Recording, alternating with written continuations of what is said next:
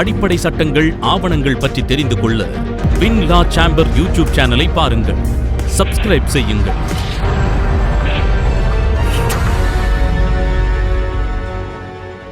அனைவருக்கும் வணக்கம். எங்கெல்லாம் மனித உரிமை மீறப்படுகிறது? மனித உரிமையை மீறுவது யார்? மனித உரிமை என்பது என்னங்கிறது முதல்ல நமக்கெல்லாம் தெரியணும். நம்ம உயிர் வாழ்வதற்கு அடிப்படை தேவைகளாக உணவு, உடை, இருப்பிடம் அப்படின்னு சொல்லுவோம். ஒரு மனிதனுக்கு அவசியமான தேவை உணவு, உடை, இருப்பிடம். இந்த மூன்றும் இருந்தால் மட்டும்தான் ஒரு நாகரீகமான வாழ்க்கையை மேற்கொள்ள முடியும். காட்டுமிராண்டி காலத்தில் இருந்து இன்றைக்கு ஒரு நாகரீக உலகத்தை நோக்கி மனிதர்கள் பயணம் செய்து கொண்டிருக்கிறார்கள். ஒருவருடைய உரிமையை மற்றொருவர் மதிக்க வேண்டியது அவசியம். அப்போது மட்டும்தான் இந்த மனித வாழ்க்கையில் ஒரு அமைதி நிலவும், மக்களுக்கு மகிழ்ச்சி கிடைக்கும். அந்த வகையில் ஒரு நாகரீகமான வாழ்க்கையை முன்னெடுத்து செல்வதற்கு மனித உரிமைகள் என்பதை பாதுகாக்க வேண்டும் என்பதை வலியுறுத்தி இன்றைக்கு டிசம்பர் 10 உலகம் முழுமைக்கும் மனித உரிமைகள் தினம் கொண்டாடப்படுகிறது. எது மனித உரிமை அப்படிங்கிறத நாம பார்க்கணும். மனிதர்களுக்கு நிறைய உரிமைகள் இருக்கு. இந்திய அரசியலமைப்பு சட்டத்தில் வழங்கப்பட்டிருக்கக்கூடிய அடிப்படை உரிமைகள் அனைத்துமே மனித உரிமைகள் தான். பேச்சு உரிமை, தன்னுடைய கருத்தினை வெளிப்படுத்துகிற பேச்சு உரிமை, ஒன்றுக்கு மேற்பட்ட நபர்களோடு கூட்டம் நடத்துவதற்கான உரிமை, இந்தியாவில் கன்னியாகுமரியிலிருந்து காஷ்மீரம் வரைக்கும் சென்று வருவதற்கான உரிமை இருக்கு. அதே போல தனக்கு தெரிந்த தொழிலை சட்டத்திற்கு உட்பட்டு துவங்குவதும் அதை தொடர்ந்து நடத்துவதற்கும் உரிமை இருக்கு. இந்த விஷயங்கள்லாம் இந்திய அரசியலமைப்பு சட்டத்தில் அடிப்படை உரிமைகளாக வழங்கப்பட்டிருக்கு. இது மீறப்படும் போது மனித உரிமை மீறல்ங்கிறது நடக்கு. அப்போ இந்த மனித உரிமைகள்ங்கிறது இந்திய அரசியலமைப்பு சட்டத்தில் சொல்லப்பட்டுள்ள அடிப்படை உரிமைகள் சமூகத்தில் அங்கீகரிக்கப்பட்டிருக்கணும். அந்த உரிமை சமூகம் ஒரு உரிமையை அங்கீகரிக்கலைன்னு வைங்களேன், அதை நாம் மனித உரிமையாக ஏற்றுக்கொள்ள முடியாது. இப்போ சமூகத்தில் என்ன உரிமை இருக்கு? குழந்தை பெற்றுக்கொள்வதற்கான உரிமை இருக்கு, திருமணம் செய்து கொள்வதற்கான உரிமை இருக்கு, ஒரு வீடு கட்டி இடம் வாங்கி குடியிருக்கிறதுக்கு உரிமை இருக்கு, இறந்த பிறகு இறந்தவர்களை ஒரு மரியாதையாக அந்த இறுதி சடங்குகளை நடத்துவதற்கு உரிமை இருக்கு. அப்போ சமூகத்தால் அங்கீகரிக்கப்பட்டிருக்கக்கூடிய இந்த உரிமைகள் அரசு நடைமுறைப்படுத்தணும். ஏன்னா ஜனநாயக நாட்டில் அரசு தான் எல்லாத்தையுமே தீர்மானிக்குது, அரசாங்கம் தான் சட்டங்களை ஏற்றுகிறது. அப்போது சமூகத்தில் நடைமுறையில் இருக்கக்கூடிய ஒரு பழக்கம் அரசால் அங்கீகரிக்கப்பட்டு நடைமுறைப்படுத்தும் போது தான் அது சட்டபூர்வமான உரிமையாக ஏற்றுக்கொள்ள முடியும். அது மட்டும் போதுமா? இந்தியாவில் இருக்கக்கூடிய நீதிமன்றத்தின் வாயிலாக என்ஃபோர்ஸ் செய்யக்கூடியதாக அந்த உரிமை இருக்கணும். கோர்ட்டு மூலமாக அதை செயல்படுத்தக்கூடிய உரிமையாக இருக்கணும். கோர்ட்டு ஏற்றுக்கொள்ளவில்லை என்றால் அதை உரிமையாக கருத முடியாது. இப்போ உதாரணத்துக்கு நமக்கு உயிர் வாழக்கூடிய உரிமை இருக்கு. இப்போ இந்த மனித உரிமைகள்ங்கிறது அரசியலமைப்பு சட்டத்தில் சொல்லியிருக்கு, நீதிமன்றத்தின் மூலமாக செயல்படக்கூடியதாக இருக்கணும். எது தொடர்பாக இருக்கணும் அப்படின்னு பார்க்கும்போது ஒரு மனிதனுடைய வாழ்க்கை உயிர் தொடர்பானதாக இருக்கணும், மனிதனுடைய சுதந்திரம் தொடர்பானதாக இருக்கணும், ஒரு மனிதனுடைய கண்ணியம் அல்லது நற்பெயர் தொடர்புடையதாக இருக்கணும். அந்த உயிருங்கிறது எங்கே வருதுன்னு பார்த்தீங்கன்னா, உயிர் வாழக்கூடிய உரிமை எல்லா மனிதர்களுக்குமே அடிப்படை உரிமை. இந்திய அரசியலமைப்பு சட்டத்தில் ஆர்டிகிள் 21 என்ன சொல்லப்பட்டிருக்குன்னா, யாருடைய உரிமையையும் சட்டப்படியாக அல்லாமல், யாருடைய உயிரையும் வாழ்வையும் சட்டப்படியாக அல்லாமல் வேறு வகையில் எடுக்க முடியாது. இப்போ உதாரணத்துக்கு ஒருவருடைய உயிரை பறிக்கிறோம், அதை கொலைன்னு சொல்கிறோம், அது சட்டப்படி குற்றமான செயல். அப்போ உயிர் வாழும் உரிமையில் வேற எதெல்லாம் அடங்கி இருக்குன்னு பார்த்தீங்கன்னா, செல்ஃப் டிஃபென்ஸ். என்ன ஒருத்தர் கொலை செய்யறதுக்கு வராரு, அப்போ அதை தடுக்கக்கூடிய உரிமை எனக்கு இருக்குது. உயிர் பொழைக்கணுங்கிறதுக்காக என்ன கொலை செய்ய வரக்கூடியவரை நான் தடுத்து நிறுத்துறேன், அந்த உரிமை இங்கே செல்ஃப் டிஃபென்ஸ். பார்த்தீங்கன்னா இது இந்திய தண்டனை சட்டத்தில் இந்த செல்ஃப் டிஃபென்ஸ், தற்பாதுகாப்பு அப்படிங்கிற விஷயம் சொல்லப்பட்டிருக்கு. இதுவும் மனித உரிமை தான். அதே மாதிரி சுதந்திரம், லிபர்ட்டி அப்படிங்கிறத பார்த்தீங்கன்னா, கன்னியாகுமரியிலிருந்து காஷ்மீர் வரைக்கும் எங்கே வேணாலும் போய் வரக்கூடிய ஒரு சுதந்திரம் எனக்கு இருக்கு. அரசாங்கத்தை பற்றி நான் நினைக்கிற கருத்தினை வெளிப்படுத்துவதற்கு எனக்கு உரிமை இருக்கு. இப்போ பாருங்க, ஃபேஸ்புக்கில் நிறைய வருது, வாட்ஸ்அப் செய்திகள் நிறைய போடுறோம். இப்படி நம்மளுடைய கருத்துக்களை எல்லாம் வெளிப்படுத்துவது அது ஒரு சுதந்திரம் தான்.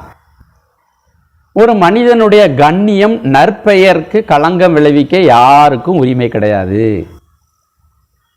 இப்போ எம்பி முருகன் ரொம்ப நல்லவர் அப்படின்னு மக்கள்லாம் நினச்சிக்கிட்டு இருக்காங்க. அந்த எனக்கு இருக்கக்கூடிய நற்பெயரை களங்கம் ஏற்படுத்துறது தப்பு. நியாயமான கருத்தை சொல்லலாம், ஆனால் தவறான இல்லாத விஷயங்களை சொல்லி என்னுடைய பெயருக்கு களங்கத்தை ஏற்படுத்துறது சட்டப்படியாக தவறு. ஏன்னா எனக்கு மனித உரிமைகளில் கண்ணியம்ங்கிறது வழங்கப்பட்டிருக்கு. இதுவும் இந்திய தண்டனை சட்டத்தில் பிரிவு 499, 500 பார்த்தீங்கன்னா டெஃபமேஷன் வழக்கு அப்படின்னு சொல்லுவோம். என்னை அவமானப்படுத்திட்டாங்க, எனக்கு நஷ்ட ஈடு வேணும் அப்படின்னு சொல்லி கேட்டு வழக்கெல்லாம் போடுறத நாம் கேள்விப்பட்டிருக்கோம். ஆக இதெல்லாம் தான் அந்த அடிப்படை உரிமைகள்.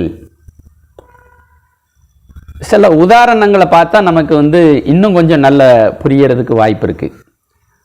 ஒரு பஸ் போய்கிட்டு இருக்கு, அந்த பஸ்ஸில் வயதான ஒரு மூதாட்டி ஒரு பேருந்து நிறுத்தத்தில் இறங்கணும். பேருந்து நிறுத்தம் வரப்போகுது. கண்டக்டர் என்ன செய்கிறாரு, விசில எடுத்து ஊதுறாரு.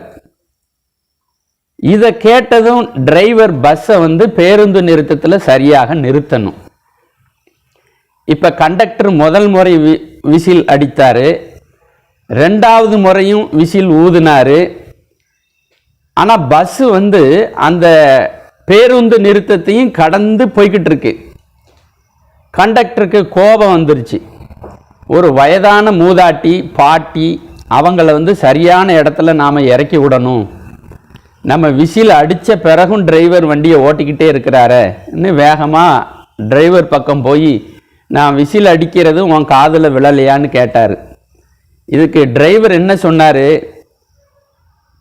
நீங்கள் வேலையை கடமையை சரியாக தான் செய்கிறீங்க, அதே மாதிரி நானும் என் வேலையை சரியாக தான் செஞ்சுக்கிட்டு இருக்கேன். பிரேக்கை நான் மிதித்தேன், பஸ்ஸு நிற்கலை, பிரேக் மேலே ஏறி நின்றுக்கிட்டு இருக்கேன், இப்பவும் பஸ்ஸு நிற்கலை, நான் என்ன செய்யறதுன்னு கேட்டார். அப்போ ஒரு பயணியை பேருந்து நிறுத்தத்தில் சரியான இடத்தில் இறக்கி விடணுங்கிறதும் ஒரு மனித உரிமை தான். அந்த வயதான மூதாட்டியை பேருந்து நிறுத்தத்தை கடந்து வெகு தூரத்தில் கொண்டு இறக்கி விட்டா அந்த மூதாட்டியை பொறுத்த வரைக்கும் அவரது உரிமை பாதிக்கப்படுகிறது. அரசு அதிகாரிகள் மேலதான் நிறைய மனித உரிமை மீறல் வழக்குகள்லாம் வருதுங்கிறத பத்திரிகையில் படிக்கிறோம். பொதுமக்களுக்கு சில சேவையை வழங்குவதற்கு அரசும் அரசு அதிகாரிகள் செயல்படுத்தவும் கடமைப்பட்டிருக்காங்க. இப்போ பிறப்பு சான்றிதழ் கேட்டு விண்ணப்பம் செய்யணும், பிறப்பு சான்றிதழை வாங்கணும், இறப்பு சான்றிதழ் வாங்க போகிறோம், வாரிசு சான்றிதழ் வாங்குவதற்காக போகிறோம், பட்டா பெயர் மாற்றம் செய்யறதுக்காக போகிறோம், ஒரு இடத்த கிரைய வாங்க போகும்போது பத்திரம் பதியறதுக்காக போகிறோம். கலெக்டர் ஆஃபீஸ்க்கு போகிறோம், காவல் நிலையத்துக்கு போகிறோம், நீதிமன்றத்துக்கு வாரோம். இப்படி அரசு துறையை சார்ந்துதான் மக்களுடைய வாழ்க்கை அமைப்பு அமைக்கப்பட்டிருக்கு ஜனநாயக நாட்டில். அப்போ அந்த அரசு அதிகாரிகள் தன்னுடைய கடமையை முறையாக செய்ய தவறும்போது சிலருக்கு பாதிப்பு ஏற்படுது. அந்த பாதிப்பை தான் மனித உரிமை மீறல் அப்படின்னு சொல்கிறோம். தான் செய்ய வேண்டிய கடமையை ஒரு அரசு அதிகாரி செய்ய தவறுவதும் மனித உரிமை மீறல்தான்.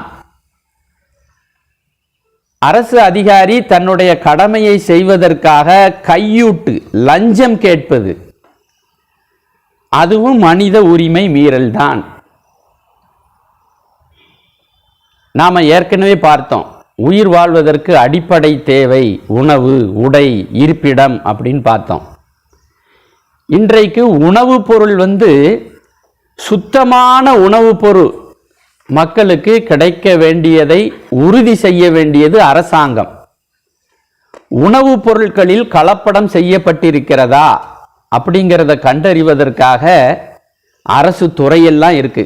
உணவு கலப்பட தடுப்பு சட்டம் இருக்கு. இந்த உணவுங்கிறது ஒரு மனிதனுடைய ஆரோக்கியத்துடன் தொடர்புடையது.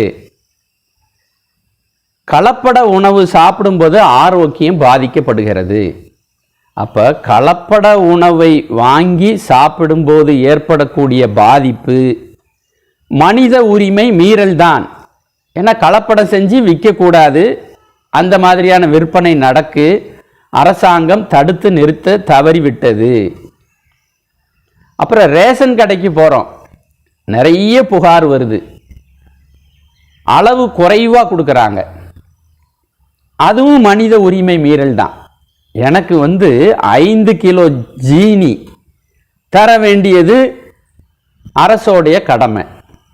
5 கிலோ ஜீனியை பெறுவது என்னுடைய உரிமை. அதை எடை போட்டு பார்க்கும்போது 4.5 கிலோ தான் இருக்கு, 500 கிராம் குறையுது. அப்போ அதுவும் மனித உரிமை மீறல் தான். அப்புறம் இருப்பிடம், நாம வசிக்கிற வீடு, நம்மளுடைய விவசாய நிலங்கள், அதையெல்லாம் வைத்திருக்கிறதுக்கு எனக்கு உரிமை இருக்கு. இப்ப நிறைய இடங்கள்ல கேள்விப்படுறோம் நில அபகரிப்பு, அதுவும் ஒரு வகையான மனித மீறல்கள் தான். இப்படி மனித உரிமை மீறல்ங்கிறது பல்வேறு வகையிலும் தினந்தோறும் இந்த சமுதாயத்தில் ஏதாவது ஒரு இடத்துல நடந்து கொண்டே தான் இருக்கு. இதை முற்றிலுமாக தடுத்து நிறுத்த வேண்டும் என்பதற்காகத்தான் மனித உரிமை பாதுகாப்பு சட்டம் அப்படிங்கிறது 1993 இந்தியாவில் இயற்றப்பட்டது. 1994 நடைமுறைக்கு வந்திருக்கு. எனக்கு முன்பாக பேசிய திரு சொக்கலிங்கம் இந்த மனித உரிமை சட்டங்களை பற்றியெல்லாம் நிறைய எடுத்து சொன்னாங்க. பிரிவு 2 எது மனித உரிமை என்ற விளக்கத்தை சொல்லுகிறது. தேசிய மனித உரிமை ஆணையம் டில்லியில் அமைக்கப்பட்டிருக்கு. அது சட்டப்பிரிவு 3 கீழ் அமைக்கப்பட்டிருக்கு. சட்டப்பிரிவு 21 கீழ் ஒவ்வொரு மாநில அளவிலும் மாநில மனித உரிமை ஆணையம் அமைக்கப்பட்டிருக்கு. நம்முடைய மாநிலத்தில் சென்னையில் இருக்கு. இதுக்கு ஒரு தலைவர் இருப்பார்.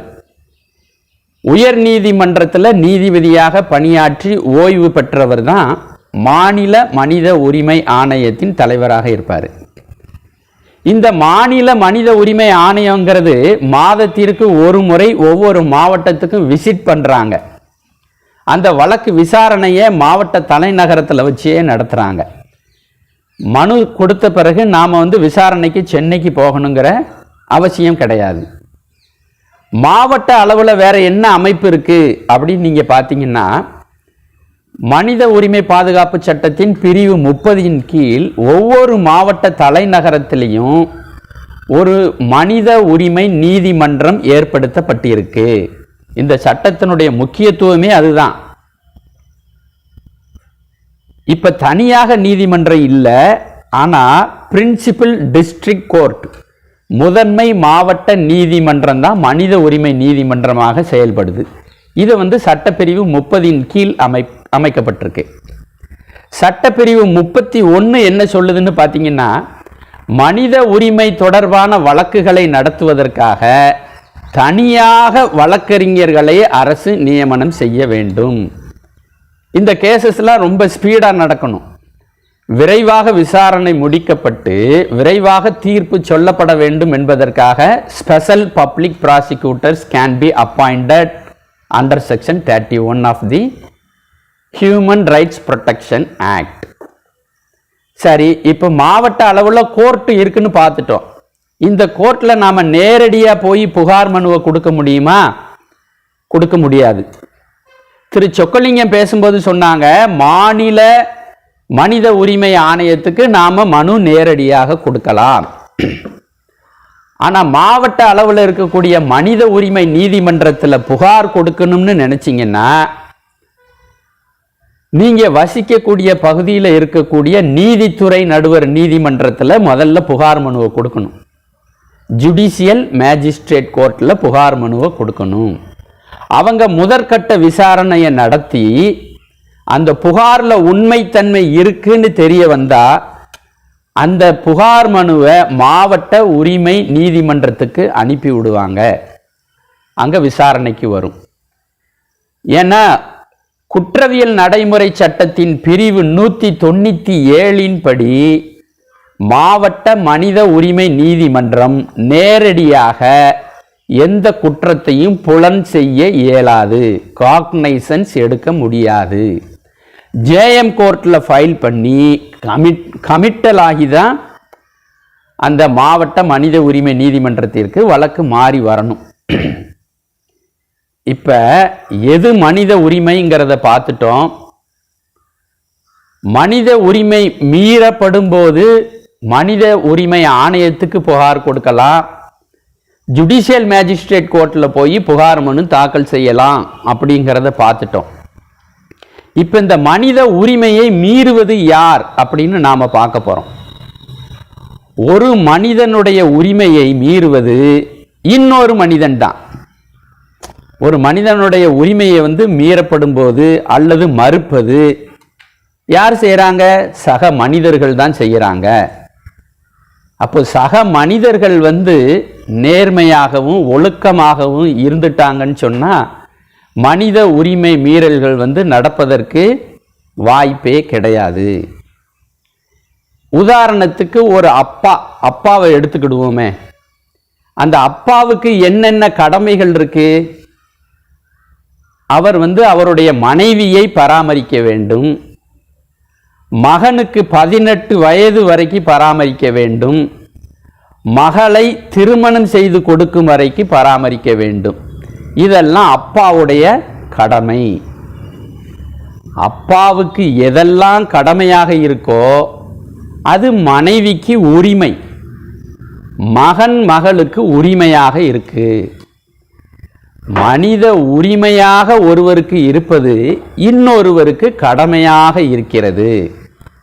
அப்போ ஒவ்வொருத்தரும் அவங்களுக்கு இருக்கக்கூடிய கடமையை தெளிவாக செய்யும்போது மனித உரிமை மீறல்ங்கிறது ஏற்படாது. நாம் நினச்சிக்கிட்டு இருந்தோம் காவல் நிலையத்தில் கொடுக்குற டார்ச்சர் மட்டும்தான் மனித உரிமை மீறல் அப்படின்னு. அது இல்லை. இப்போ யூடியூப்னு இருக்குது, எல்லாரும் பயன்படுத்துகிறோம். யூடியூப்பை பார்த்து தான் நாம் சாம்பார் எப்படி வைக்கணும், ரசம் எப்படி வைக்கணும் அப்படிங்கிறதெல்லாம் வீட்டில் செய்கிறோம். உலகத்தில் இருக்கக்கூடிய யார் வேணாலும் இந்த யூடியூப்பை பார்வையிடலாம் அப்படிங்கிறத நடைமுறையில் இருக்குது. இப்போ திடீர்னு நம்ம சிவகங்கை மாவட்ட கலெக்டர் ஒரு உத்தரவு போடுறாரு, முருகன்கிற பேரில் இருக்கிறவங்கெல்லாம் யூடியூப்பை பார்க்கக்கூடாதுன்னு ஒரு உத்தரவு போடுறாரு. இந்த உத்தரவு செல்லுமா? செல்லாது. எல்லாருக்கும் கிடைக்கக்கூடிய ஒரு உரிமையை முருகன்கிற பேர் உள்ளவங்களுக்கு கிடையாது அப்படின்னு தடுக்கிறதுக்கு மாவட்ட ஆட்சியருக்கு அதிகாரம் இல்லை. அப்ப மாவட்ட ஆட்சியர் போட்ட இந்த உத்தரவு முருகன்கிற பேர் வைத்திருக்கிறவர்களுடைய உரிமையை மீறக்கூடிய செயல் அப்படிங்கிறது தான் இந்த மனித உரிமை மீறல். நம்ம பாரத தேசத்தில் கலாச்சாரம் பண்பாடு அருமையாக கட்டமைக்கப்பட்டிருக்கு. நம்முடைய தேசத்தில் பல்வேறு நீதி நூல்கள் எழுதப்பட்டு நடைமுறையில் இருந்து வருகிறது. உதாரணத்துக்கு திருக்குறளை சொல்லலாம், ஆத்திச்சூடியை சொல்லலாம். இந்த ஆத்திச்சூடியில் 55வது பாடல் தக்கோன் என திரி, தக்கோன் என திரி, உன்னை உத்தமன் என்று சான்றோர் போற்றி கூறும்படி எந்த காரியத்தையும் செய்து நடப்பாயாக என்பது இதன் பொருள். நீ உத்தமன் அப்படின்னு சான்றோர்கள் போற்ற வேண்டும், அப்படி உன்னுடைய செயல் எல்லாம் அமைய வேண்டும் அப்படிங்கிறது ஔவையார் சொல்லி இருக்கிற விஷயம். 58வது பாடல்ல ஒரு வரி பாடல்ல தீவினை அகற்று அப்படின்னு சொல்றாங்க. மற்றவர்களுக்கு எந்த செயல் தீங்கை விளைவிக்குமோ அந்த செயலை நீ அகற்றிவிடு, செய்யாமல் இரு அப்படிங்கிறது ஔவையாருடைய ஆத்திச்சூடி. இந்த ஆத்திச்சூடியை நாம் வாழ்க்கையில் அனைவரும் கடைபிடிக்கும் போது மனித உரிமை மீறல்ங்கிறது நடப்பதற்கு வாய்ப்பே கிடையாது. என்னுடைய வாழ்க்கையில் நான் மனித உரிமையை மீறும் நபராக இருக்க மாட்டேன் அப்படின்னு உறுதிமொழி எடுக்க வேண்டும் என்பதற்காகத்தான் டிசம்பர் 10 உலக மனித உரிமை தினமாக கொண்டாடி வருகிறோம். இந்த மனித உரிமை ஆணையத்தினுடைய சேவையை தொலைபேசி வாயிலாக நாம் பெறுவதற்கு வாய்ப்பு இருக்கு. ஒரு மனித உரிமை மீறல் நடக்கும்போது உடனடியாக அந்த மனித உரிமை ஆணையத்துக்கு நாம் தகவல் சொல்லணும் அல்லது அங்கே எப்படி மனு கொடுக்கணும் அப்படின்னு நமக்கு சந்தேகம் ஏற்படும் போது, நமக்கு சில விளக்கங்கள் தேவைப்படும் போது இந்த ஹெல்ப்லைன் நம்பரை பயன்படுத்தலாம். அந்த ஹெல்ப்லைன் நம்பர் என்னன்னு நான் உங்களுக்கு சொல்கிறேன், தயவு செய்து குறித்து வச்சுக்கிடுங்க. 1443 இந்த உதவி தொலைபேசி எண் வாயிலாக நம்முடைய தமிழ்நாடு மனித உரிமை ஆணையத்தின் சேவையை நாம் அனைவரும் பெறுவதற்கு வாய்ப்பு இருக்கிறது.